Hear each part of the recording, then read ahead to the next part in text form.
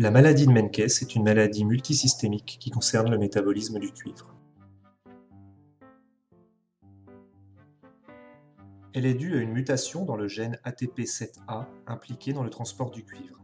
Il s'agit donc d'une maladie liée au chromosome X. En cas de mère porteuse du gène, celle-ci ayant deux chromosomes X, un sain et un porteur de la mutation, la transmission et l'apparition de la maladie sera d'un cas sur 4.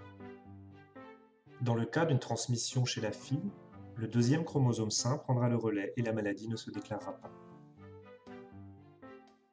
Du fait de la rareté des mutations, son incidence est évaluée à 1 pour 300 000 en Europe, 2 enfants en moyenne par an en France.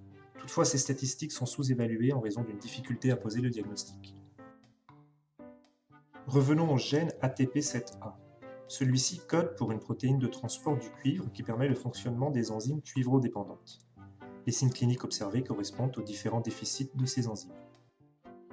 Chez les enfants atteints par la maladie, on observe des hypothermies, des hypoglycémies, des diarrhées liées au déficit en dopamine hydroxylase, des céphalohématomes, des hernies ombilicales et inguinales, des cheveux empilitortis et une sécheresse cutanée liée à des anomalies de la kératine, des anomalies du système nerveux central ainsi qu'une faiblesse musculaire.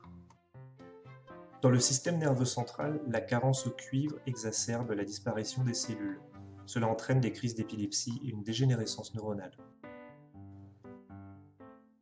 Le diagnostic repose sur la clinique et la biologie. Cuivre et céruloplasmine abaissée dans le sang et un rapport dopa-dihydroxyphénylglycol augmenté, signifiant un déficit en dopamine. La mise en évidence par la recherche génétique d'une mutation de l'ATP7A vient confirmer le diagnostic. La maladie de Menkès est une maladie incurable pour laquelle il n'existe aucun traitement pour le moment. Des injections distinctes de cuivre, si elles sont faites rapidement dans les premières semaines de vie, peuvent améliorer le confort de l'enfant, mais ne peuvent pour l'instant éradiquer la maladie. Des recherches sont menées aujourd'hui par le laboratoire du professeur Stephen Keller, spécialiste mondial de la maladie à Bethesda, aux États-Unis.